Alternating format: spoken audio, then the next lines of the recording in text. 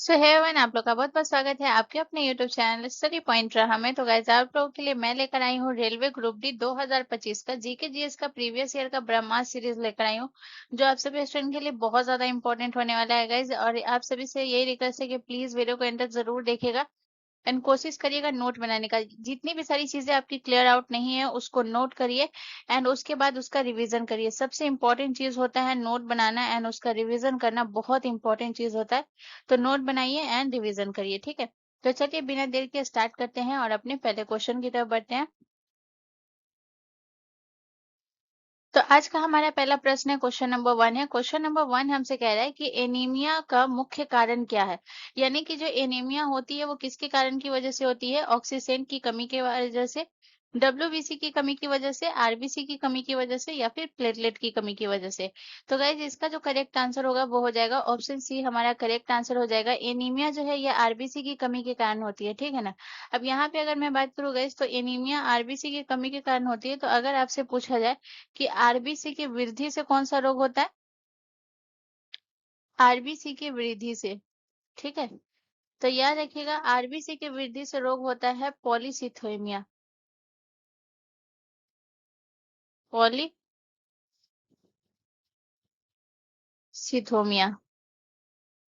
ये होता है आरबीसी की वृद्धि के कारण होता है, ठीक है। बहुत इंपॉर्टेंट पॉइंट सब लिखा रही हूँ, सबको नोट करते हुए चलिएगा। इसके अलावा अगर मैं बात करूँ डब्ल्यूबीसी की कमी के कारण, तो डब्ल्यूबीसी की कमी से कौन सा रोग होता है गाइस? तो याद रखिएगा डब्ल्यूबीसी की कमी से होता है ल्यूकोपेनिया, ठीक है ना। ल्यूकोपेनिया ये होता है डब्ल्यूबीसी की कमी के कारण। फिर वहीं अगर आपसे पूछा जाए कि डब्ल्यूबीसी की वृद्धि से कौन सा रोग होता है, ठीक है। तो याद रखिएगा डब्ल्यूबीसी की वृद्धि से रोग होता है ल्यूकोसाइटोसिस। ल्यूकोसाइटोसिस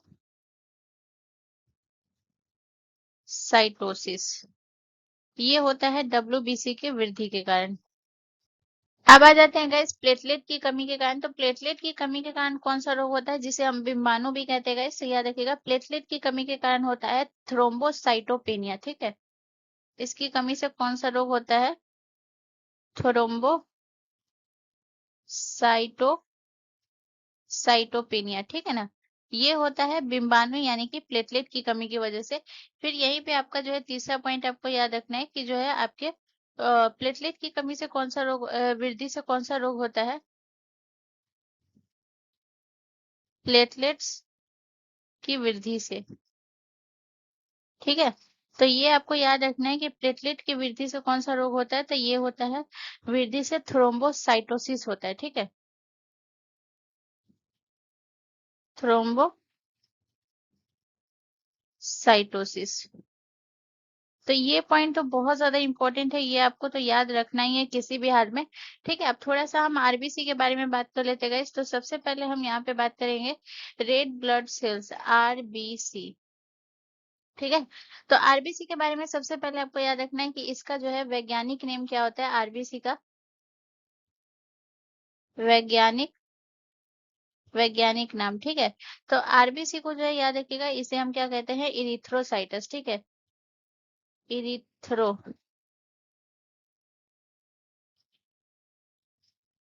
एक सेकेंड, इरिथ्रो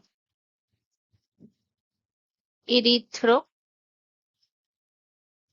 इरिथ्रोसाइटस ये आरबीसी का वैज्ञानिक नेम होता है, ठीक है। इसके अलावा जो है पूछा जाता है कि रेड ब्लड सेल्स का जो है ये जीवन काल कब से कब तक होता है? जीवन काल, तो याद रखिएगा इसका जीवन काल होता है 120 दिन।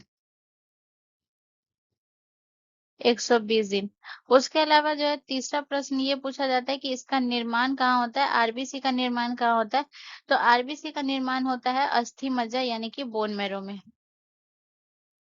अस्थि अस्थि मज्जा, ठीक है।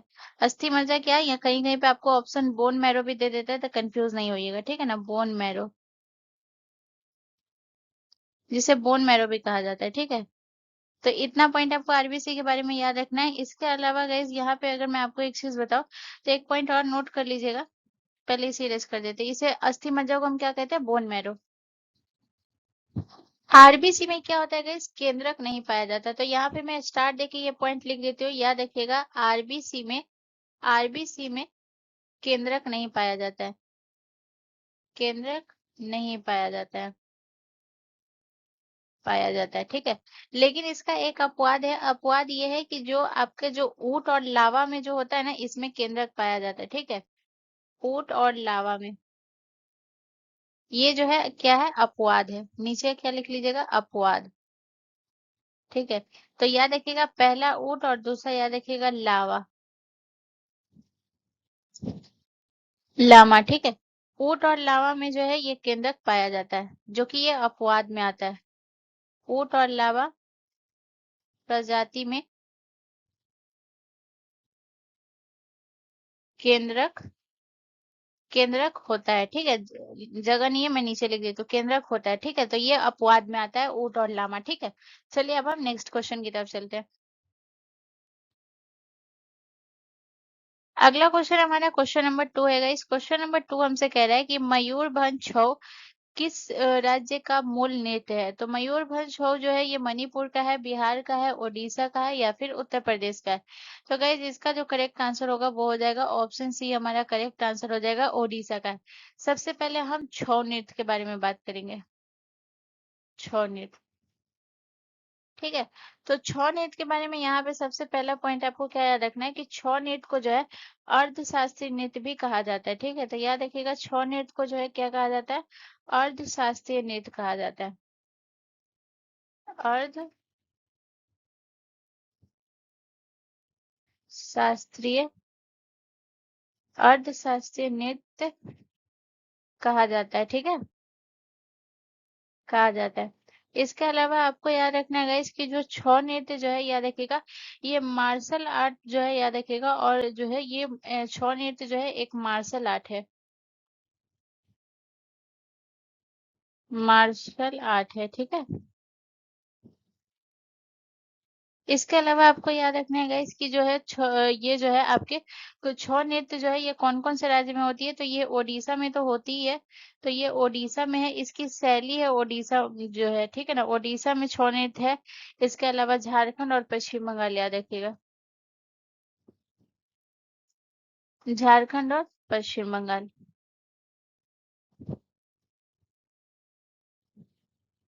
ठीक है। ये तीन राज्य से संबंधित है। इसके अलावा अगर मैं बात करूँ गाइस तो याद रखिएगा, इसमें जो है कौन कौन से वाद्य यंत्र का उपयोग होता है, वाद्य यंत्र,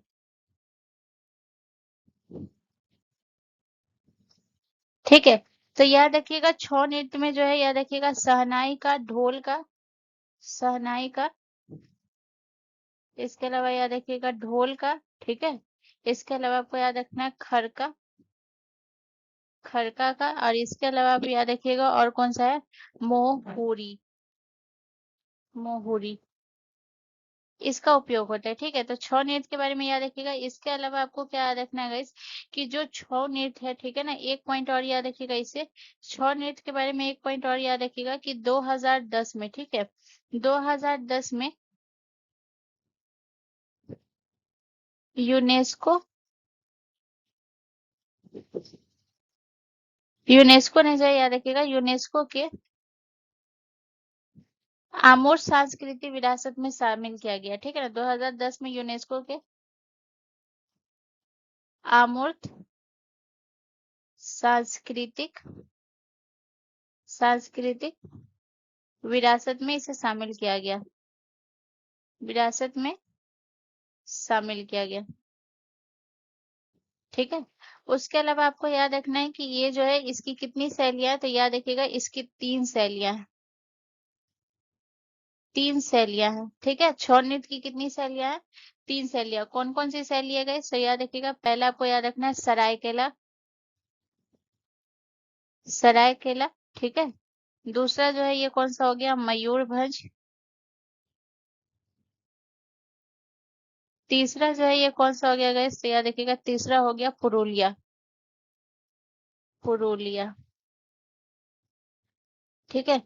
तो ये सरायकेला जो है ये आपके कहाँ का है गाइस, तो याद रखिएगा सरायकेला जो हो गया ये झारखंड का है, ठीक है। सरायकेला जो है ये कहाँ का है, झारखंड का, मयूरभंज जो कि अभी मैं बताई हूँ, आपके ऑप्शन में भी दिया हुआ है, ओडिशा का है मयूरभंज। पुरुलिया की अगर मैं बात करूँ तो ये आपके पश्चिम बंगाल का। ठीक है, तो ये 3 राज्य आपको मैं यहाँ पे भी लिखाई थी। तो याद रखिएगा, इसकी अलग-अलग शैली है जो अलग-अलग राज्य में आपको याद रखना है। ठीक है? इसके अलावा अगर मैं बात करूँ, ये मयूरभंज जो शैली है गाइस, इसमें याद रखिएगा कि मुखौटे का प्रयोग नहीं होता है। ठीक है ना? मुखौटे मुखौटे का प्रयोग जो है नहीं होता है। बाकी ये 2 शैली में होता है, लेकिन इसमें मुखौटे का प्रयोग नहीं होता है। ठीक है? नहीं होता है। तो ये भी पॉइंट याद रखिएगा। चलिए अब हम नेक्स्ट क्वेश्चन की तरफ चलते हैं। अगला क्वेश्चन हमारा क्वेश्चन नंबर 3 है गाइस। क्वेश्चन नंबर 3 हमसे कह रहा है कि निम्नलिखित में से सबसे छोटा महाद्वीप कौन सा है? तो सबसे छोटा महाद्वीप कौन सा है? ऑस्ट्रेलिया है, अफ्रीका है, अंटार्कटिका है या फिर एशिया है? तो गाइस इसका जो करेक्ट आंसर हो जाएगा वो हो जाएगा ऑप्शन ए, हमारा करेक्ट आंसर हो जाएगा। सबसे छोटा महाद्वीप ऑस्ट्रेलिया है। ऑस्ट्रेलिया के बारे में अगर हम बात करेंगे गाइस तो याद रखिएगा, ये जो है आपके याद रखिएगा कि ये सबसे छोटा है। और याद इसके बारे में 2-3 पॉइंट ही इंपॉर्टेंट है जो कि याद रखिएगा। पहला पॉइंट तो ये कि ये सबसे छोटा महाद्वीप है। इसके अलावा याद रखिएगा ये स्थित कहाँ है गाइस? तो याद रखिएगा दक्षिणी गोलार्ध में स्थित है। दक्षिणी गोलार्ध, दक्षिणी गोलार्ध में स्थित है। और याद रखिएगा ये जो है दक्षिणी गोलार्ध में स्थित है। और याद रखिएगा कि ये जो है हिंद महासागर और प्रशांत महासागर के बीच में स्थित है। और हिंद महासागर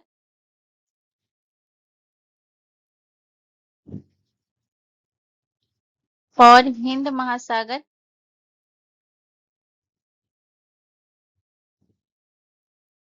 हिंद महासागर और प्रशांत महासागर के बीच स्थित है।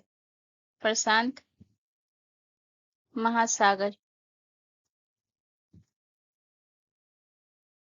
बीच में है। ठीक है, तो ये भी याद रखिएगा। इसके अलावा अगर मैं बात करूँगा तो ये आपको याद रखना है कि जो ऑस्ट्रेलिया महाद्वीप है, इसे दक्षिणी महाद्वीप भी कहा जाता है। ठीक है, तो याद रखिएगा ऑस्ट्रेलिया महाद्वीप को जो है याद रखिएगा दक्षिणी महाद्वीप कहा जाता है। दक्षिणी महाद्वीप कहा जाता है। ठीक है, इसके अलावा अगर मैं बात करूँ अफ्रीका महाद्वीप की गई, तो अफ्रीका महाद्वीप के बारे में आपको क्या याद रखना है? याद रखिएगा ये दुनिया का दूसरा सबसे बड़ा महाद्वीप है। ठीक है ना? दुनिया का दूसरा, ठीक है ना?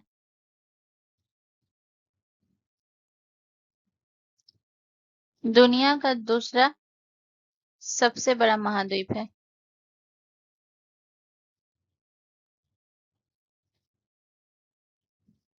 सबसे बड़ा महाद्वीप है। ठीक है, इसके अलावा अगर मैं बात करूँगा तो याद रखिएगा अफ्रीका जो है एकमात्र ऐसा ही महाद्वीप है जिससे होकर जो है याद रखिएगा ये आपकी 3 रेखा गुजरती है। ठीक है ना? एक आपका याद रखिएगा विषुवत विषुवत रेखा, कर्क रेखा, कर्क रेखा और मकर रेखा, और मकर रेखा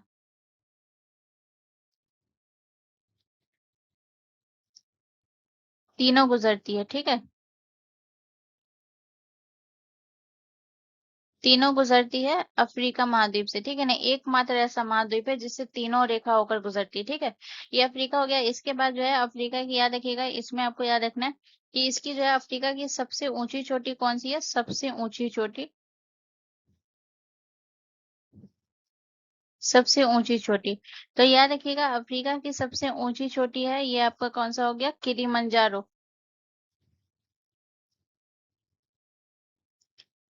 किलिमंजारो, ठीक है, जिसकी ऊंचाई कितनी है? तो ऊंचाई भी याद रख लीजिएगा, इसकी ऊंचाई है 5,895 मीटर। 5,895 मीटर इसकी ऊंचाई। ठीक है, इसके अलावा अगर मैं बात करूं एशिया की, तो एशिया को याद रखिएगा ये है दुनिया का सबसे बड़ा महाद्वीप। दुनिया का सबसे बड़ा महाद्वीप। ठीक है। इसके अलावा आपको याद रखना है पहला पॉइंट। दूसरा पॉइंट आपको ये याद रखना है कि इसे जो है याद रखिएगा, इसको महाद्वीपों का महाद्वीप कहा जाता है। महाद्वीपों का महाद्वीप कहा जाता है। ठीक है। चलिए नेक्स्ट क्वेश्चन की तरफ। अगला क्वेश्चन हमारा क्वेश्चन नंबर 4 है गाइस। क्वेश्चन नंबर 4 हमसे कह रहा है कि निम्नलिखित में से कौन सा ऑक्सीकरण अभिक्रिया में होता है। तो कौन सा जो है ऑक्सीकरण, जिसे हम ऑक्सीडेशन जो रिएक्शन कहते हैं, वो किस में होता है। तो इसमें क्या होता है, ऑक्सीडेशन अभिक्रिया में क्या होता है गाइस, प्रोटॉन की कमी होती है, प्रोटॉन प्राप्त होते हैं, इलेक्ट्रॉन की कमी होती है, या फिर इलेक्ट्रॉन प्राप्त होते हैं। तो गाइस इसमें जो है इलेक्ट्रॉन की कमी होती है। ठीक है। तो यहाँ पे जो है याद रखिएगा, ऑक्सीकरण होता क्या है, इसमें जो है जिसमें इलेक्ट्रॉन की हानि होती है। इसे हम पहचानेंगे कैसे। तो याद रखिएगा, ऑक्सीकरण की अगर मैं बात करूँ तो इसमें होता क्या है। तो सबसे पहले याद रखिएगा इसमें होता क्या क्या है। तो ये ऑक्सीकरण में जो है ऑक्सीजन को ग्रहण किया जाता है। ऑक्सीजन ऑक्सीजन ग्रहण करता है। ठीक है। ऑक्सीजन ग्रहण करता है। इसके अलावा जो है और क्या याद रखिएगा, ऑक्सीकरण में और क्या होता है, हाइड्रोजन का जो है त्याग होता है। पदार्थ जो है यह हाइड्रोजन को त्यागता है। हाइड्रोजन को त्यागता है। ठीक है, पदार्थ। इसके अलावा जो है और क्या होता है, इसके अलावा जो है ये इलेक्ट्रॉन को भी त्यागता है। ठीक है जी। इसमें पूछा गया कि इलेक्ट्रॉन को अगर त्यागेगा तो इलेक्ट्रॉन की कमी ही होगी। तो याद रखिएगा, इलेक्ट्रॉन को त्यागता है। ठीक है। इसके अलावा और क्या होता है ऑक्सीडेशन में गैस, तो ये इसमें जो है ऑक्सीकरण संख्या जो है बढ़ती है। इसमें पदार्थ की क्या होगी, पदार्थ की ऑक्सीकरण संख्या बढ़ेगी। पदार्थ की ऑक्सीकरण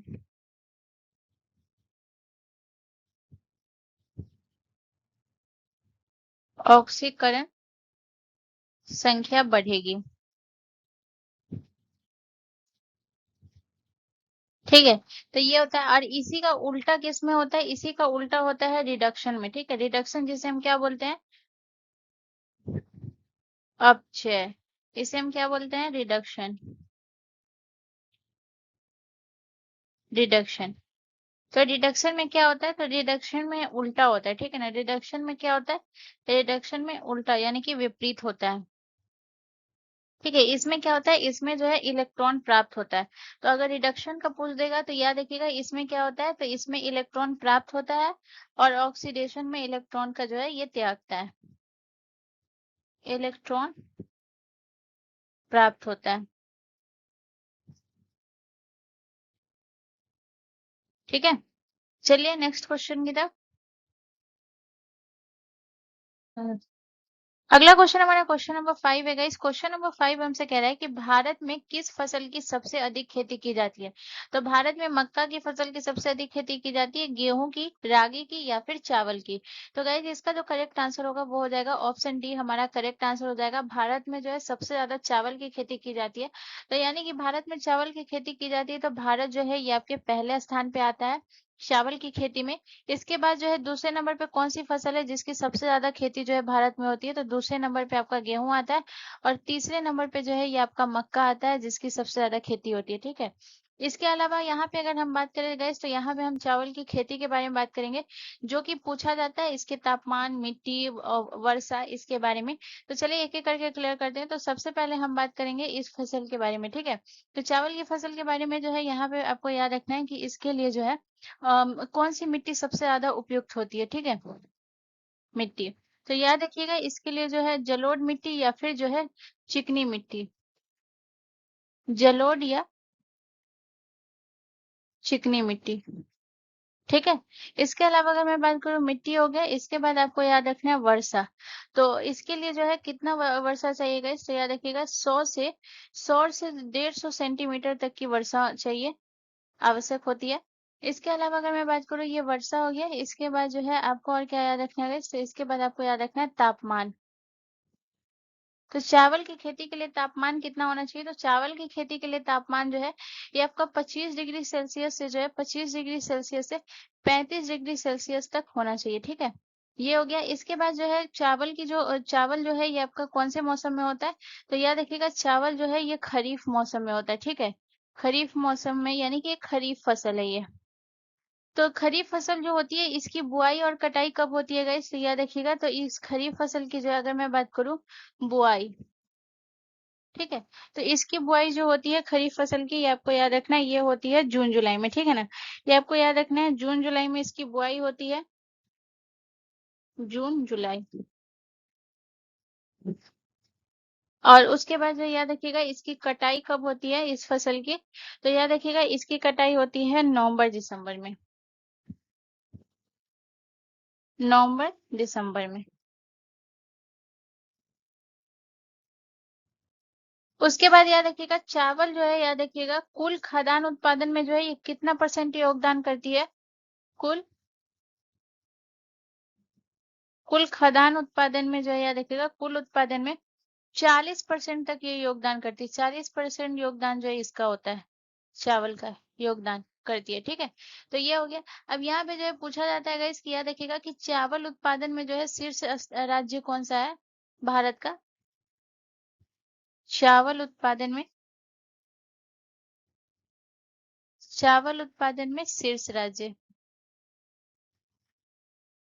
शीर्ष राज्य। तो याद रखिएगा शीर्ष राज्य कौन सा है? तो पश्चिम बंगाल।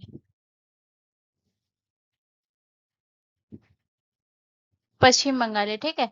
और याद रखिएगा पश्चिम बंगाल में जो है पश्चिम बंगाल में जो चावल की कितनी किस्में उगाई जाती है? तो पश्चिम बंगाल में जो है, याद रखिएगा चावल की 3 किस्में उगाई जाती है।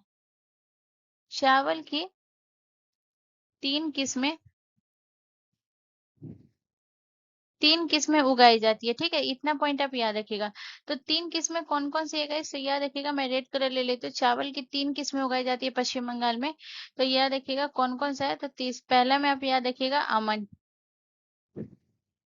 इसके बाद आपको याद रखना और कौन सा है गाइस? तो याद रखिएगा अमन हो गया। इसके अलावा आपको याद रखना है बोरो हो गया। और इसके बाद याद रखिएगा ओस हो गया। तो ये 3 किस्म जो है ये कहाँ उगाई जाती है? पश्चिम बंगाल में उगाई जाती है। अमन की अगर मैं बात करूँ तो इसकी बुआई और कटाई जो है ये नवंबर दिसंबर में ही होता है। लेकिन बोरो की अगर मैं बात करूँगा, इस तो जगह नहीं है, आप लोग लिख लीजिएगा। बोरो की जो है बुआई होती है वो होता है दिसंबर से जनवरी के बीच में, और इसकी कटाई होती है अप्रैल से मई के बीच में। और जो है औस की अगर मैं बात करूँ तो औस की बुआई जो होती है वो अप्रैल मई में होती है, और कटाई इसका जुलाई अगस्त में होती है, ठीक है? तो चलिए अब हम नेक्स्ट क्वेश्चन की तरफ चलते हैं। अगला क्वेश्चन हमारा क्वेश्चन नंबर 6 है गाइस। क्वेश्चन नंबर 6 हमसे कह रहा है कि भारतीय संविधान में मूल कर्तव्यों को शामिल करने की सिफारिश करने वाली स्वर्ण सिंह समिति का गठन किस प्रधानमंत्री ने किया था? तो स्वर्ण सिंह समिति का गठन कौन से प्रधानमंत्री ने किए थे? जवाहरलाल नेहरू ने, मोरारजी देसाई ने, इंदिरा गांधी ने, या फिर लाल बहादुर शास्त्री ने? तो गाइस इसका जो करेक्ट आंसर होगा वो हो जाएगा ऑप्शन सी, हमारा करेक्ट आंसर हो जाएगा। इंदिरा गांधी ने किए थे। इंदिरा गांधी ने जो है, याद रखिएगा इंदिरा गांधी ने, आपको याद रखना है कि 1976 में, 1976 में जो है कौन सी समिति का, स्वर्ण सिंह समिति की गठन की थी। स्वर्ण सिंह समिति का गठन किया था, ठीक है? गठन हुआ था। तो इसके बाद आपको याद रखना है कि इस जो ये समिति का गठन हुआ था, तो इस समिति का जो है उद्देश्य क्या था? उद्देश्य आपको याद रखना ही है, ये भी बहुत इंपॉर्टेंट है, ठीक है?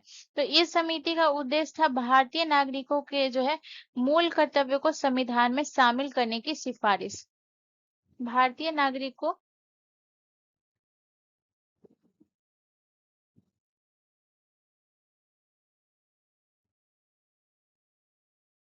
भारतीय नागरिकों के मूल कर्तव्य को, ठीक है ना? मूल कर्तव्य को संविधान में शामिल करने की सिफारिश, संविधान में शामिल करने की सिफारिश की थी, ठीक है? सिफारिश की थी। उसके बाद गाइस जब ये सिफारिश की थी तो 42वां संविधान संशोधन हुआ। इसके बाद जो है कौन सा संविधान संशोधन हुआ? 42वां, ठीक है ना? याद रखिएगा 42वां, 42वां संविधान संशोधन।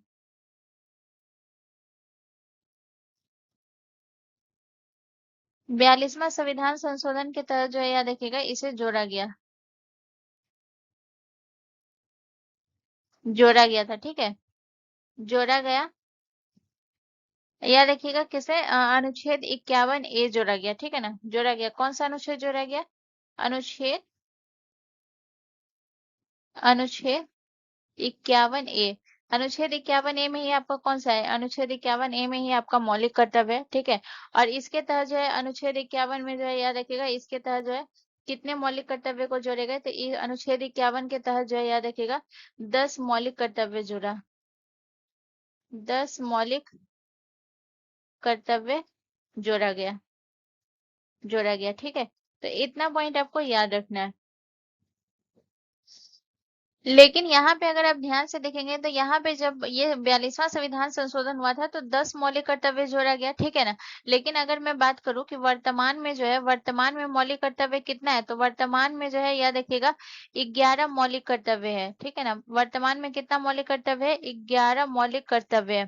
तो 11 मौलिक कर्तव्य तो एक कब जोड़ा गया, तो ये भी आपको याद रखना है। तो एक जो जोड़ा गया था 11वां मौलिक कर्तव्य, तो याद रखिएगा 2002 में जोड़ा गया, 2002 में 86वां संविधान संशोधन के तहत,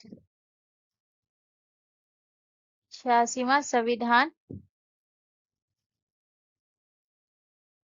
संशोधन के तहत जोड़ा गया था 11वां मौलिक कर्तव्य, ठीक है, याद रखिएगा।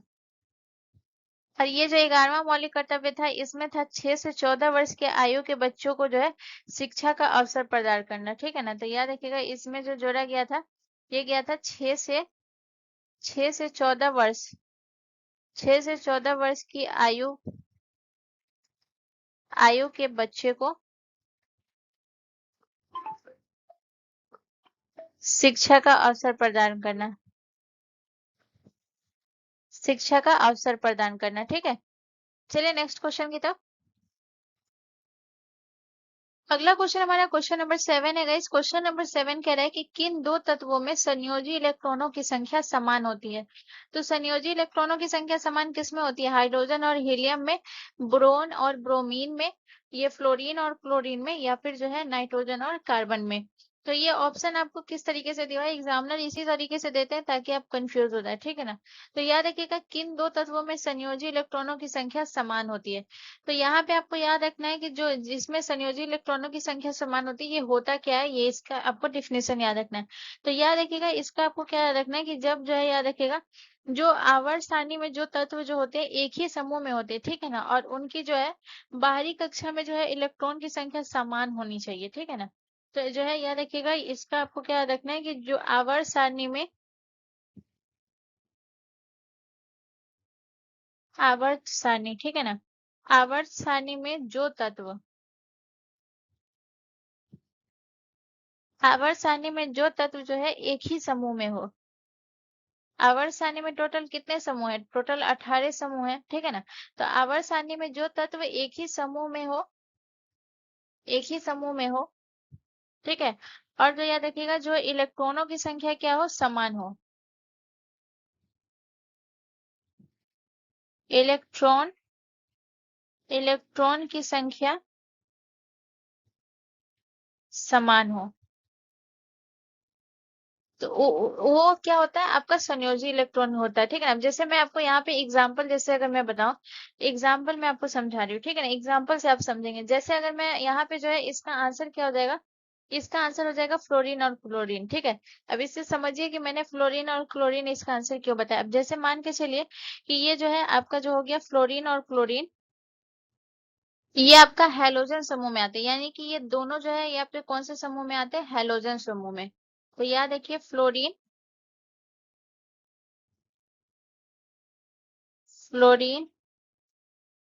फ्लोरीन और क्लोरीन, तो ये दोनों किस में आते हैं गाइस? तो ये दोनों ही तत्व आपके आते हैं हैलोजन समूह में, हैलोजन समूह में आते हैं। तो एक ही समूह में आया, ठीक है। आवर्त सारणी की ये फ्लोरीन और क्लोरीन एक ही समूह में आया, ठीक है। और इसके इसके जो है इलेक्ट्रॉन कितने होते हैं, बाहरी कक्षा में जो इलेक्ट्रॉन होते हैं वो कितने होते हैं? तो याद रखिएगा इसके बाहरी कक्षा में इलेक्ट्रॉन, ठीक है ना, बाहरी कक्षा में जो इलेक्ट्रॉन होते हैं इलेक्ट्रॉन होते हैं वो कितने होते हैं गाइस? तो याद रखिएगा इन दोनों के बाहरी कक्षा में इलेक्ट्रॉन 7 होते हैं, ठीक है ना, यानी कि 7-7 इलेक्ट्रॉन होते हैं दोनों के। तो ये आपका कौन सा हो जाएगा? ये आपका संयोजी इलेक्ट्रॉन हो जाएगा, ठीक है ना। तो ये दो तत्वों की जो है याद रखिएगा संयोजी इलेक्ट्रॉन की संख्या क्या हो गई? समान हो गई, क्योंकि दोनों के इलेक्ट्रॉन कितना है? 7-7 है। अब इसी तरीके से मैं आपको एक और एग्जाम्पल देती हूँ, जैसे कि दूसरा आप एग्जाम्पल याद रखिएगा। दूसरा एग्जाम्पल अलग कलर ले लेते हैं, ठीक है। जैसे आपका हो गया लिथियम और सोडियम। लिथियम और सोडियम।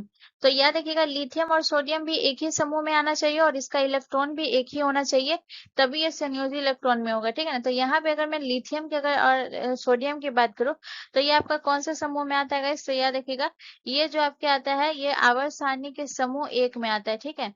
आवर्त सारणी के समूह एक में आता है और इसके जो है बाहरी कक्षा में जो इलेक्ट्रॉन होते हैं इन दोनों के, ठीक है ना, दोनों के बाहरी कक्षा में इलेक्ट्रॉन कितने होते हैं? एक होते हैं। तो ये भी इसका एग्जाम्पल हो गया, ठीक है। चलिए मैं और एग्जाम्पल आपको समझाती हूँ, ठीक है। तीसरा एग्जाम्पल ले लेते हैं। तीसरा एग्जाम्पल हम ले लेते हैं गाइस, किसका ले लेते हैं? कार्बन और सिलिकॉन का ले लेते हैं, ठीक है। कार्बन, कार्बन और सिलिकॉन,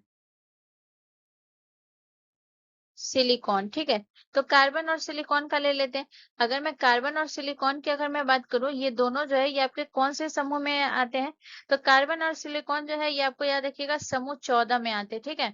हैलोजन समूह आपका कौन सा समूह में आता है? हैलोजन समूह आपका समूह 17 में आता है, ठीक है। तो यहाँ पे जो है कार्बन और सिलिकॉन आपका समूह 17 में आता है और इसके जो है बाहरी कक्षा के जो है इलेक्ट्रॉन की संख्या कितनी होती है? तो बाहरी कक्षा के इलेक्ट्रॉन की संख्या होती है, अगर याद रखिएगा ये कार्बन और सोडियम का 4 होता है। इन दोनों के इलेक्ट्रॉनों की संख्या कितनी होती है? 4 होती है। तो ये भी अगर आपको कार्बन में आपको जो है ऑप्शन में अगर कार्बन और सिलिकॉन देता तो ये भी करेक्ट आंसर हो जाता। मैंने फ्लोरीन और क्लोरीन दिया तो जरूरी नहीं है कि आपको भी ऑप्शन में फ्लोरीन और क्लोरीन होगा ही, कहीं पे आपको लिथियम सोडियम भी मिल सकता था या फिर कार्बन सिलिकॉन। चलिए एक और एग्जांपल ले लेते हैं, याद रखिएगा ताकि आपको समझ आए। यहाँ पे जो है एक और एग्जांपल ले लेते हैं, एक और एग्जांपल ले लेते हैं हम किसका गैस? तो याद रखिएगा एक और एग्जांपल ले लेते हैं हम नाइट्रोजन और फास्फोरस का। नाइट्रोजन, नाइट्रोजन और फास्फोरस का ले लेते हैं। फास्फोरस, ठीक है। तो नाइट्रोजन और फास्फोरस की अगर मैं बात करूं तो ये आपके कौन से समूह में आते हैं? तो नाइट्रोजन और फास्फोरस जो है ये आपके समूह आते हैं, समूह आते हैं आपके 15 में, ठीक है। और याद रखिएगा इन दोनों के जो है इलेक्ट्रॉन की संख्या कितनी होती है? इन दोनों की इलेक्ट्रॉन की संख्या 5 होती है, 5 होती है। अब यहाँ पे जैसे आपका दिया हुआ है, आपका ऑप्शन में आप देखेंगे, जैसे कि मैं आपको एक ऑप्शन भी समझा देती हूँ। आप यहाँ पे ऑप्शन में देख रहे होंगे ये आपका हाइड्रोजन और हीलियम दिया हुआ है, ठीक है। ये आपका कौन सा दिया हुआ है? ये हो गया आपका जो है हाइड्रोजन, हाइड्रोजन हो गया। और ये आपका कौन सा है? ये आपका है हीलियम, ठीक है। तो हाइड्रोजन और हीलियम है, ठीक है। तो इसकी अगर मैं बात करूँ गाइस तो याद रखिएगा कि ये जो है आपके कौन से समूह में आता है? हाइड्रोजन और हीलियम। तो हाइड्रोजन और हीलियम जो है याद रखिएगा ये कौन से समूह में आएगा? समूह में आएगा। तो याद रखिएगा ये आएगा आपके जो है समूह एक में आएगा, ठीक है। तो हाइड्रोजन जो है ये आपके जो है कौन से समूह में आएगा? समूह एक में आएगा, लेकिन हीलियम जो है ये समूह 18 में आएगा, ठीक है। तो याद रखिएगा समूह एक में आपका कौन सा आएगा? समूह एक में आपका आ जाएगा हाइड्रोजन, हाइड्रोजन। लेकिन यही अगर मैं बात करूं आपका जो है समूह 18 में आपका कौन सा आ जाएगा? समूह 18 में आपका कौन सा आ जाएगा? समूह 18 में आ जाएगा आपका हीलियम। तो इसीलिए ये दोनों जो है ये दोनों नहीं आंसर होगा, क्योंकि इन दोनों का समूह अलग अलग है, ठीक है ना। और अगर इलेक्ट्रॉन की भी अगर मैं बात करूँ तो इसका इलेक्ट्रॉन जो है एक होगा हाइड्रोजन का, और हीलियम का इलेक्ट्रॉन होगा 2, तो संयोजी इलेक्ट्रॉन। तो ये भी नहीं होगा, क्योंकि इसमें इलेक्ट्रॉन की संख्या समान होनी चाहिए और समान समूह भी होना चाहिए, ठीक है। तभी ये जो है ये इसका आंसर होता है। तो यहाँ पे मैं आपको समझा दी संयोजी इलेक्ट्रॉन के बारे में, ये याद रखिएगा। चलिए नेक्स्ट क्वेश्चन की तरफ। अगला क्वेश्चन हमारा क्वेश्चन नंबर 8 है गाइस। क्वेश्चन नंबर 8 कह रहा है कि निम्नलिखित में से इसरो के पहले अध्यक्ष कौन थे। तो इसरो के पहले अध्यक्ष होमी के भाभा थे, विक्रम साराभाई थे, सीवी रमन थे या फिर सतीश धवन थे। तो गाइस इसका जो करेक्ट आंसर होगा वो हो जाएगा ऑप्शन बी, विक्रम साराभाई जो है ये इसरो के पहले अध्यक्ष है। अगर मैं इनके कार्यकाल की बात करूँ गाइस तो याद रखिएगा ये जो है पहले अध्यक्ष कब बने थे गाइस, तो याद रखिएगा 1969 में। 1969 से जो याद रखिएगा, और कब तक थे तो ये 1969 से 1971 तक, 71 तक जो है ये पद पर हैं, ठीक है। तो ये हो गया। इसके अलावा अगर मैं बात करूँ गाइस तो याद रखिएगा विक्रम साराभाई को जो है ये क्या कहा जाता है, भारतीय अंतरिक्ष कार्यक्रम का जनक कहा जाता है।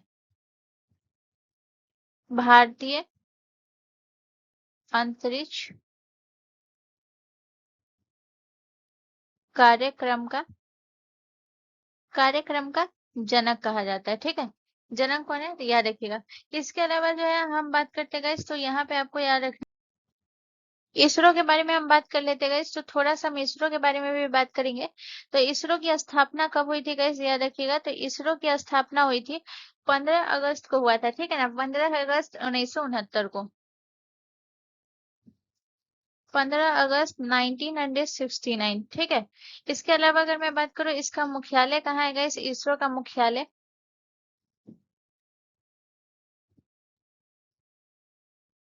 तो याद रखिएगा इसरो का मुख्यालय जो है ये कहाँ है, ये है बेंगलुरु। बेंगलुरु, बेंगलुरु आपका कहाँ है गाइस, बेंगलुरु आपका है कर्नाटक में, ठीक है। इसके अलावा अगर मैं बात करूँ गाइस तो याद रखिएगा यहाँ पे जो है इसरो के बारे में और आपको क्या याद रखना है गाइस, तो याद रखिएगा इसरो के बारे में और आपको याद रखना है कि ये जो है इनका जो है याद रखिएगा भारत का पहला उपग्रह कौन सा था, तो भारत का पहला उपग्रह था आर्यभट्ट था, ठीक है ना, याद रखिएगा। भारत का पहला उपग्रह, तो भारत का पहला उपग्रह कौन सा था, आर्यभट्ट। आर्यभट्ट, जिसे लॉन्च कब किया गया था गाइस, तो इसे लॉन्च किया गया था 1975 में, ठीक है।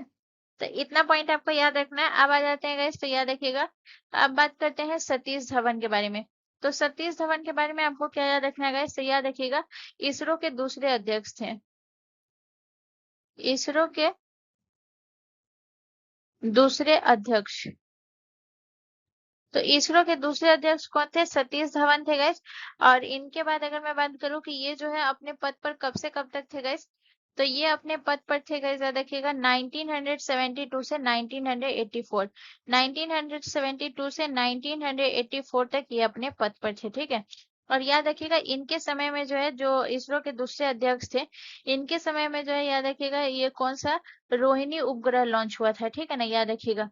रोहिणी उपग्रह किनके समय लॉन्च हुआ था, तो जो इसरो के दूसरे अध्यक्ष थे उनके समय हुआ था, ठीक है। रोहिणी उपग्रह लॉन्च हुआ था, लॉन्च हुआ।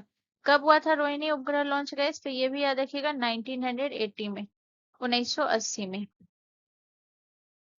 ठीक है। तो ये हो गया। इसके बाद जो है आ जाते हैं गाइस तो याद रखिएगा एक है आपके होमी के भाभा। होमी के भाभा के बारे में आपको क्या याद रखना है गाइस, होमी के भाभा जो है ये कौन है, तो याद रखिएगा इन्हें जो है भारतीय परमाणु कार्यक्रम का जनक कहा जाता है, ठीक है। तो भारतीय परमाणु कार्यक्रम,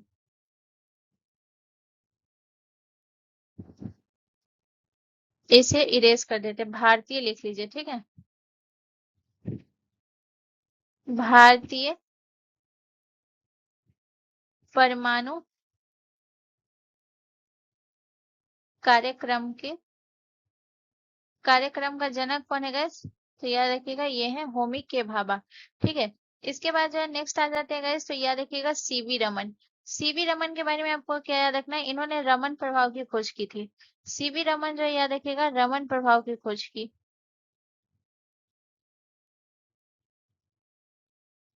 ठीक है। चलिए नेक्स्ट क्वेश्चन की तरफ।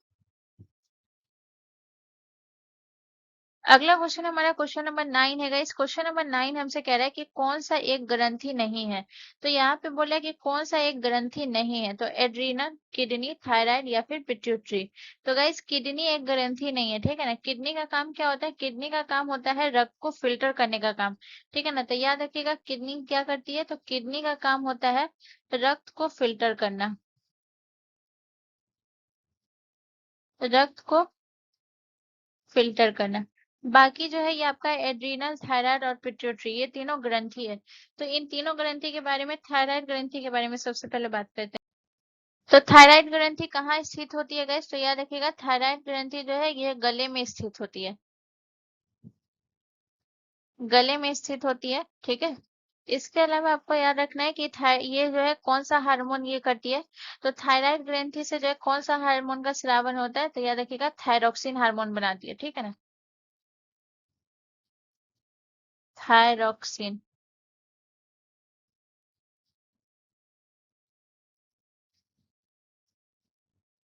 हार्मोन बनाती है,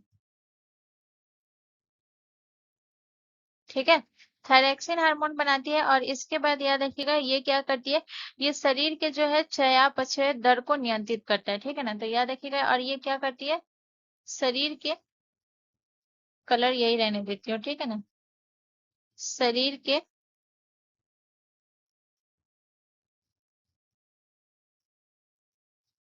चयापचय को नियंत्रित करने का काम कौन करती है? नियंत्रित करती है, ठीक है। ये कौन करती है? थायराइड ग्रंथि, ठीक है। इसके बाद आ जाते हैं गाइस पिट्यूटरी ग्रंथि के बारे में। तो पिट्यूटरी ग्रंथि के बारे में आपको क्या याद रखना है, इसे क्या कहते हैं? इसे जो याद रखिएगा, इसे कहते हैं मास्टर ग्रंथि कहा जाता है, मास्टर, मास्टर ग्रंथि कहा जाता है, ठीक है। इसके बाद आपको याद रखना है ये कहाँ होती है, तो ये हाइपोथैलेमस के नीचे स्थित होती है, ठीक है ना। जो मस्तिष्क है गाइस याद रखिएगा, ये कहाँ होती है? हाइपोथैलेमस के नीचे स्थित होती है,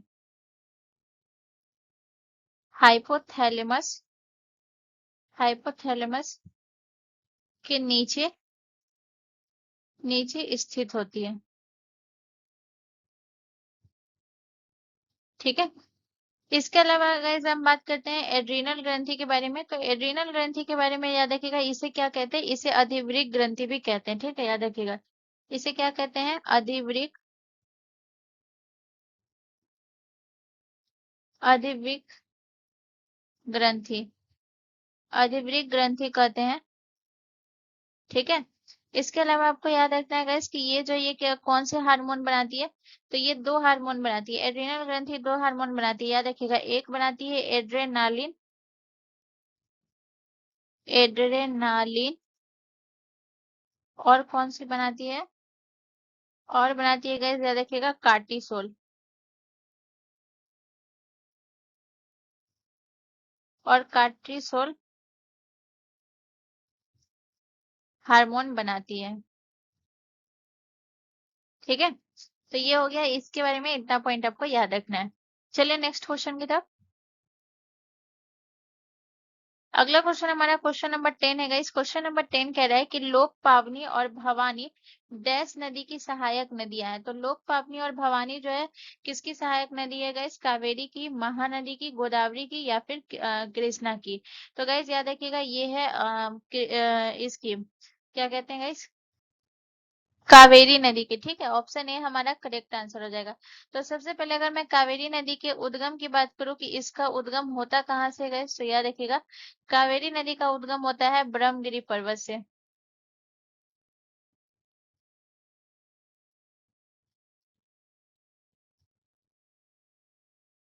ब्रह्मगिरी पर्वत से, ठीक है। और ये कहाँ गए, तो याद रखिएगा ये होती है कर्नाटक से, कर्नाटक से इसका उद्गम होता है, ठीक है। इसके अलावा अगर मैं बात करूँ गाइस तो ये कौन कौन से राज्य से होकर बहती है, तो ये भी याद रखिएगा ये कौन कौन से राज्य से होकर बहती है। तो कर्नाटक से ये स्टार्ट होती है, तो ये कर्नाटक, कर्नाटक से बहते हुए ये जाती है तमिलनाडु में, तमिलनाडु में। और फिर तमिलनाडु से बहते हुए कहाँ जाती है गाइस, याद रखिएगा ये जाती है आपके पुडुचेरी और फिर बंगाल की खाड़ी में गिर जाती है, पुडुचेरी में। ठीक है, और फिर जो है ये आपके बंगाल की खाड़ी में गिर जाती है, बंगाल की खाड़ी में। ठीक है, इसके अलावा अगर मैं बात करूँ गाइस तो ये राज्य हो गया। इसके बाद आपको याद रखना है कि इसकी लंबाई कितनी है, लंबाई। तो याद रखिएगा कावेरी नदी की लंबाई है 800 किलोमीटर, 800 किलोमीटर। ठीक है, तो यहाँ पे जो है सहायक नदियों के बारे में भी हम बात कर लेते हैं, जिसमें ये आपके ऑप्शन में तो दो नदी दिया ही हुआ है, सहायक नदियां। तो इसकी सहायक नदियां कौन कौन सी है गाइस, तो याद रखिएगा जो ये हेमावती, हेमावती ये जो है कावेरी की सहायक नदी है। इसके अलावा अगर मैं बात करूँ गाइस तो याद रखिएगा भवानी हो गया, अमरावती हो गया, भवानी, अमरावती, अमरावती। ठीक है, इसके अलावा याद रखिएगा काबिनी। ठीक है, इसके अलावा याद रखिएगा नयोल, नोयल। ये सब जो है इसकी सहायक नदी है कावेरी के। ठीक है, चलिए नेक्स्ट क्वेश्चन की तरफ। अगला क्वेश्चन हमारा क्वेश्चन नंबर 11 है गाइस। क्वेश्चन नंबर 11 कह रहा है कि दक्षिण पश्चिम मानसून कहाँ उत्पन्न होता है। तो दक्षिण पश्चिम मानसून प्रशांत महासागर में, अरब सागर में, बंगाल की खाड़ी में या फिर हिमालय में। तो गाइस इसका जो करेक्ट आंसर हो जाएगा वो हो जाएगा अरब सागर में होती है। ठीक है, तो ऑप्शन ए हमारा करेक्ट आंसर हो जाएगा। अरब सागर जो है याद रखिएगा ये दक्षिण पश्चिम का जो है ये मुख्य स्रोत होता है। अगर मैं इसके बारे में बात करूँ गाइस तो याद रखिएगा ये मानसून जो है याद रखिएगा जो भारत का जो पश्चिमी तट होता है ना, वहां पे जो है ये अधिक यानी कि भारी वर्षा होती है। ठीक है, तो याद रखिएगा अरब सागर जो ये उत्पन्न होता है, तो याद रखिएगा भारत के पश्चिमी तट पर, भारत के पश्चिमी तट पर, पश्चिमी तट पर जो है याद रखिएगा अधिक वर्षा होती है, अधिक वर्षा होती है। ठीक है, खास कर ये कहाँ ज्यादा वर्षा होती है गाइस, तो याद रखिएगा खास करके ये जो है केरल, कर्नाटक और महाराष्ट्र में। खास कर ये कहाँ होती है गाइस, केरल, केरल, कर्नाटक और कहाँ, महाराष्ट्र में। और ये जो मानसून होता है ये भारत में कब पहुंचता है गाइस, तो याद रखिएगा भारत में जून के पहले सप्ताह में पहुंचता है। ठीक है, जून के पहले, पहले सप्ताह में पहुंचता है।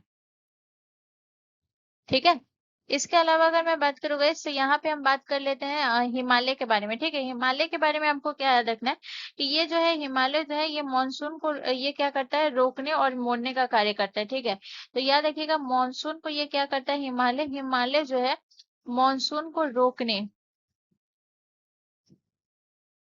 रोकने या मोड़ने का कार्य करता है,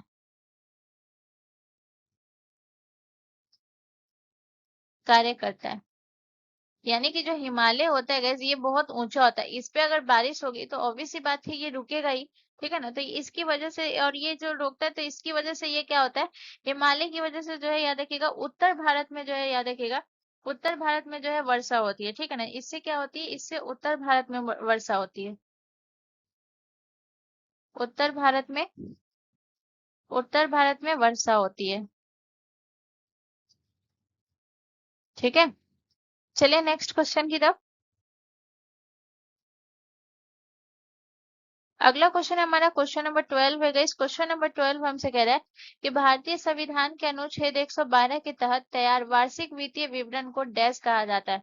तो 112 के तहत जो वार्षिक वित्तीय विवरण है उसे क्या कहा जाता है, समेकित खाता कहा जाता है, सार्वजनिक खाता कहा जाता है, राजस्व खाता कहा जाता है या फिर बजट कहा जाता है। तो गाइस इसका जो करेक्ट आंसर होगा वो हो जाएगा ऑप्शन डी, हमारा करेक्ट आंसर हो जाएगा बजट कहा जाता है। ठीक है, यहाँ पे जो अगर मैं हम बात करें गाइस तो यहाँ पे जो है संविधान में कहीं पर भी बजट शब्द का उल्लेख नहीं है, ये आपको पॉइंट याद रखना है। एक बार पूछा गया था और बहुत लोग इसमें कंफ्यूज भी हो जाते हैं। तो याद रखिएगा कि संविधान में कहीं पर भी बजट शब्द का उल्लेख नहीं है, ठीक है ना। ये अनुच्छेद 112 में के तहत जो है ये कौन सा वार्षिक वित्तीय विवरण तैयार किया जाता है, ठीक है ना, संविधान के तहत, जिसे जो है क्या कहा जाता है, बजट कहा जाता है, ठीक है। लेकिन संविधान में जो है इसका उल्लेख नहीं है। अब यहाँ पे जो है हम सबसे पहले समझते हैं एक एक करके सारे पॉइंट को। तो सबसे पहले जो है ये आपका जो है ये खाता है समेकित खाता। ये होता क्या है? तो समेकित खाता की अगर मैं बात करूँ गाइस, तो ये जो है सरकार का वो खाता होता है जिसमें जो है सभी सरकार की जो है सभी प्राप्तियां जो है और व्यय जो है शामिल होते हैं। उसे हम क्या कहते हैं, समेकित खाता कहते हैं। तो लिख लीजिएगा, इसमें क्या होता है, इसमें सरकार की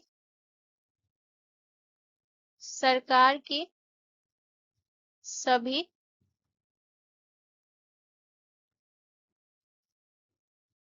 प्राप्तियां और व्यय शामिल होते हैं इस खाता में, ठीक है, व्यय शामिल होते हैं, व्यय शामिल होते हैं, ठीक है। इसके अलावा अगर मैं बात करूं तो ये आपका सार्वजनिक खाता। सार्वजनिक खाता कौन सा होता है, जिसमें क्या होता है कि अनुदान के बिना प्राप्त धन जमा हो, ठीक है ना। अनुदान के बिना अनुदान के बिना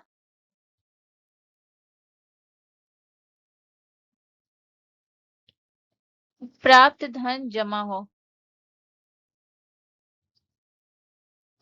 उसे हम क्या कहते हैं गैस, तो उसे हम कहते हैं सरकार जो जैसे कि जो आपका जो सरकारी उपक्रमों की आय होती है वो अनुदान के बिना ही प्राप्त धन होता है, तो ये आपका सार्वजनिक खाता में आएगा।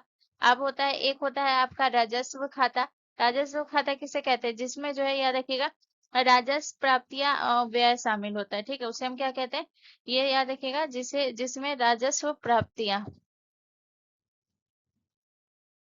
राजस्व, ये भी बजट का एक भाग होता है, लेकिन ये वार्षिक वित्तीय विवरण नहीं होता है, ठीक है ना। ये बजट का ही भाग होता है, प्राप्तियां और व्यय शामिल हो,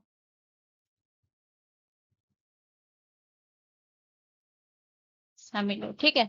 अब बजट की अगर मैं बात करूँ गाइस, तो याद रखिएगा इसे जो है याद रखिएगा, ये जो है ये हर वर्ष जो है याद रखिएगा, बजट जो है हर वर्ष 1 फरवरी को संसद में पेश किया जाता है। जो आपका आर्टिकल 112 के तहत जो वार्षिक विवरण तैयार किया जाता है जिसे बजट कहा जाता है, तो इसे कब पेश किया जाता है, हर वर्ष 1 फरवरी को संसद में पेश किया जाता है, ये पॉइंट याद रखिएगा। इसके अलावा अगर मैं बात करूंगा तो इसमें क्या होता है, इसमें जो है कि ये जो है सरकार की जो है वित्तीय योजना को जो है ये क्या करता है, दर्शाता है, ठीक है। बजट को जो है याद रखिएगा, इसमें जो है आपको एक पॉइंट याद रखिएगा कि बजट जो होता है कि इसमें क्या-क्या इसका उद्देश्य क्या होता है, तो इसमें उद्देश्य ये होता है कि ये आर्थिक विकास को गति देना, या फिर सामाजिक कल्याण योजना को लागू करना, रोजगार के अवसर को बढ़ावा देना, यानी कि ये बेसिकली ये क्या करता है, जो सरकार की जो है कैसे देखिएगा, राजस्व और आय का जो है अनुमान होता है। इसमें क्या होता है, राजस्व और आय का अनुमान होता है, आय का अनुमान होता है, ठीक है। तो चलिए अब हम नेक्स्ट क्वेश्चन की तरफ चलते हैं। अगला क्वेश्चन हमारा क्वेश्चन नंबर 13 है। इस क्वेश्चन नंबर 13 कह रहा है कि धवन सोडा बनाने के लिए इनमें से किस कच्चे माल का उपयोग किया जाता है, तो NaCl का, NaSCO3 का, Na2CO3 का, NaOH का। तो इसका आंसर आप तभी कर पाएंगे गाइस जब आपको इसका जो आपको जो है फॉर्मूला पता होगा कि जो जितने भी ये होते हैं जो रासायनिक नाम होते हैं उसका आपको फॉर्मूला पता होना चाहिए। जैसे NaCl का जो है ये रासायनिक नाम क्या होता है, ये किसका सूत्र है गाइस, तो NaCl जो है ये सोडियम क्लोराइड का सूत्र है, ठीक है ना, सोडियम क्लोराइड, क्लोराइड, ठीक है। इसके अलावा अगर मैं बात करूं NHCO3 जो है, NaHCO3 ये जो है आपके सोडियम बाइकार्बोनेट का है, सोडियम बाइकार्बोनेट, बाइकार्बोनेट, ठीक है। इसके बाद जो है ये आपका Na2CO3 जो है, Na2CO3 ये आपका सोडियम कार्बोनेट का है, सोडियम कार्बोनेट का, ठीक है। और NaOH जो है ये किसका है, ये है सोडियम हाइड्रोक्साइड का, सोडियम हाइड्रोक्साइड का। ठीक है, तो यहाँ पे अगर मैं बात करूँ गैस, तो याद रखिएगा इसका जो है उपयोग सोडियम हाइड्रोक्साइड की अगर मैं बात करूँ, तो इसका जो है याद रखिएगा आमतौर पे जो इसका उपयोग जो है ये किस लिए होता है गैस, तो याद रखिएगा इसका उपयोग किया जाता है कास्टिक तो याद रखिएगा धोवन सोडा के लिए जो है ये NaCl का उपयोग किया जाता है। ठीक है, यहाँ पे आपको याद रखना है कि धोवन सोडा के लिए जो है 3 कच्चे माल का उपयोग किया जाता है।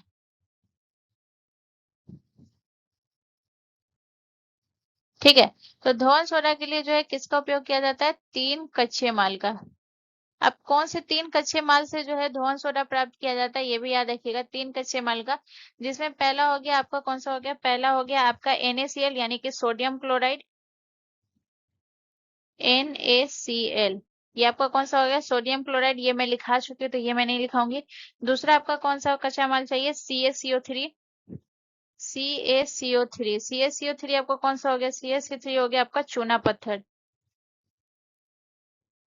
चूना पत्थर। ठीक है, और तीसरा कौन सा चाहिएगा, इस पहला हो गया NaCl, दूसरा हो गया CaCO3, और तीसरा जो है ये आपका कौन सा हो गया, NH3। NH3 आपका कौन सा होता है, NH3 ये आपका हो गया अमोनिया।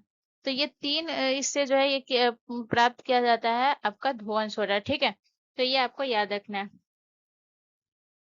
और याद रखिएगा पूछा जाता है कि इसे प्राप्त करने के लिए जो है कौन सा प्रोसेस होता है, कौन सा प्रोसेस होता है, कौन से प्रोसेस से इसे प्राप्त किया जाता है, जो इसे इसको बनाने की जो प्रक्रिया होती है वो कौन सी होती है guys? तो याद रखिएगा सोलवे प्रक्रिया होती है, सोलवे प्रक्रिया होती है। ठीक है, चलिए नेक्स्ट क्वेश्चन की तरफ। अगला क्वेश्चन हमारा क्वेश्चन नंबर 14 है गाइस। क्वेश्चन नंबर 14 कह रहा है कि कोयना बांध किस राज्य में स्थित है। तो कोयना बांध राजस्थान में है, मध्य प्रदेश में, महाराष्ट्र में या फिर गुजरात में। तो गाइस इसका जो करेक्ट आंसर होगा वो हो जाएगा ऑप्शन सी, हमारा करेक्ट आंसर हो जाएगा। कोयना बांध जो है ये महाराष्ट्र में स्थित है, और महाराष्ट्र के कौन से जिले में, तो ये भी याद रखिएगा महाराष्ट्र के जो है ये सितारा जिले में स्थित है। ठीक है ना, ये आपको याद रखना है। अब यहाँ पे अगर मैं बात करूँ कोयना बांध से जो है एक एक पॉइंट को देखेंगे, तो सबसे पहले कोयना बांध से आपको याद रखना है कि ये कौन सी नदी पर स्थित है गाइस, कौन सी नदी पर ये बना हुआ है, तो कोयना बांध जो है ये कोयना ही नदी पर है।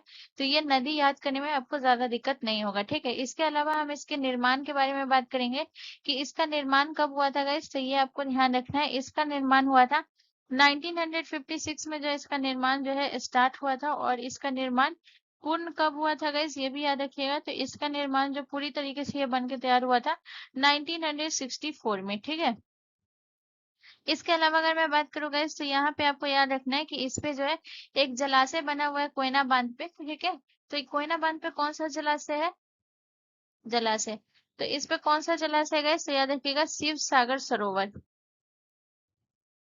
शिव सागर, शिव सागर सरोवर। ठीक है, उसके बाद अगर मैं बात करूं कि इस बांध की जो है, अगर मैं बात करती हूँ ऊंचाई के बारे में, ठीक है ना, यहाँ पे जो है बांध की ऊंचाई, बांध की ऊंचाई, ठीक है, तो बांध की ऊंचाई कितनी है गाइस, तो याद रखिएगा ये है 103 मीटर, 103 मीटर। ठीक है, उसके अलावा अगर मैं बात करूँ गाइस, तो याद रखिएगा कि बांध की ऊंचाई है 103 मीटर, तो लंबाई कितनी है, लंबाई, ठीक है, तो याद रखिएगा इसकी लंबाई है 807 मीटर। ठीक है, चलिए नेक्स्ट क्वेश्चन की तरफ। अगला क्वेश्चन हमारा क्वेश्चन नंबर 15 है गाइस। क्वेश्चन नंबर 15 हमसे कह रहा है कि नागालैंड का सरहुल त्योहार किस जनजाति द्वारा मनाया जाता है। तो नागालैंड का सरहुल त्योहार बोडो जनजाति द्वारा, भील जनजाति द्वारा, एओ जनजाति द्वारा या फिर मुंडा जनजाति द्वारा। तो गाइस इसका जो करेक्ट आंसर होगा वो हो जाएगा ऑप्शन डी, हमारा करेक्ट आंसर हो जाएगा। नागालैंड के मुंडा जनजाति के द्वारा सरहुल त्योहार मनाया जाता है, और सरहुल त्योहार सिर्फ मुंडा ही जनजाति के द्वारा नहीं मनाया जाता है। तो याद रखिएगा ये कौन कौन सी जनजाति के द्वारा मनाया जाता है, ये पॉइंट आप याद रखिएगा। ठीक है, मैंने ऑप्शन में मुंडा दिया है तो जरूरी नहीं आपको ऑप्शन में मुंडा ही मिलेगा। ठीक है, मुंडा जनजाति के द्वारा मनाया जाता है। इसके अलावा आपको याद रखना है ये जो है हो जनजाति द्वारा, उसके बाद आपको याद रखना है संथाल जनजाति द्वारा।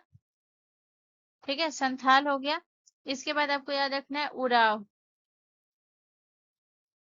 उराव जनजाति, जनजाति द्वारा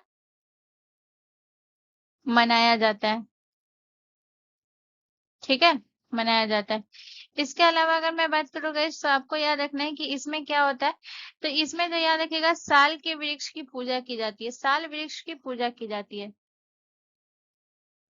साल वृक्ष की पूजा की जाती है, ठीक है। इसके अलावा अगर मैं बात करूँ गाइस, तो ये आपको याद रखना है कि ये जो है फेस्टिवल है, कब आता है गाइस, तो याद रखिएगा ये आता है बसंत ऋतु में। बसंत ऋतु में ये फेस्टिवल आता है, ठीक है। इसके अलावा अगर मैं बात करूँ गाइस, तो याद रखिएगा ये जो है, ये फेस्टिवल जो है, ये आपके कौन कौन से राज्य में मनाया जाता है। तो ये तो झारखंड में मनाया ही जाता है, झारखंड में तो मनाया जाता है। इसके अलावा ये ओडिशा में भी मनाया जाता है, ओडिशा में, ठीक है। इसके अलावा आपको याद रखना है ये पश्चिम बंगाल में भी मनाया जाता है, पश्चिम बंगाल में, पश्चिम बंगाल में मनाया जाता है। और इसके अलावा और याद रखिएगा छत्तीसगढ़ में। तो ये फेस्टिवल जो है कौन कौन से जनजाति के द्वारा और कौन कौन से राज्य में मनाया जाता है, ये पॉइंट आपको याद रखना है, ठीक है। इसके अलावा याद रखिएगा इसे जो है नव वर्ष जो है, याद रखिएगा नव वर्ष, नव वर्ष की शुरुआत, नव वर्ष की शुरुआत का प्रतीक माना जाता है, प्रतीक माना जाता है, ठीक है। चलिए नेक्स्ट क्वेश्चन की तरफ। अगला क्वेश्चन हमारा क्वेश्चन नंबर 16 है गाइस। क्वेश्चन नंबर 16 कह रहा है कि कोणार्क मंदिर का निर्माण किसने करवाया था। तो कोणार्क मंदिर का निर्माण महिपाल ने। इसके अलावा अगर मैं बात करूं, विष्णुगुप्त ने, नरसिंहदेव प्रथम ने, या फिर राजा फोलुथुंग ने। तो गाइस इसका जो करेक्ट आंसर होगा वो हो जाएगा ऑप्शन सी, हमारा करेक्ट आंसर हो जाएगा नरसिंहदेव प्रथम ने। नरसिंहदेव प्रथम जो है ये कौन से वंश के थे गाइस, तो याद रखिएगा नरसिंहदेव प्रथम जो है ये गंग वंश के थे, ठीक है, गंग वंश के थे। इसके अलावा अगर मैं बात करूँ गाइस, तो याद रखिएगा इन्होंने इसका निर्माण जो है ये कब करवाया था गाइस, तो याद रखिएगा इन्होंने इसका निर्माण जो है 13वीं शताब्दी में करवाया था, ठीक है। याद रखिएगा कब करवाया था, 13वीं शताब्दी में, 13वीं शताब्दी में। उसके बाद अगर मैं बात करूँ ये मंदिर आपका कहाँ है गाइस, तो याद रखिएगा ये मंदिर आपके जो है कौन से राज्य में है भारत के, तो कोणार्क सूर्य मंदिर जो है ये ओडिशा में है, ठीक है। इसके अलावा याद रखिएगा 1984 में जो है इसे यूनेस्को में जो है शामिल किया गया, यूनेस्को,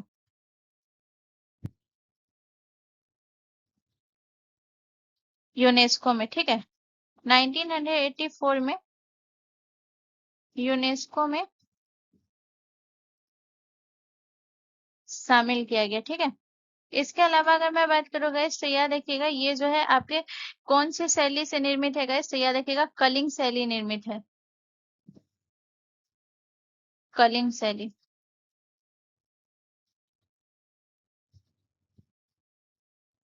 कलिंग शैली में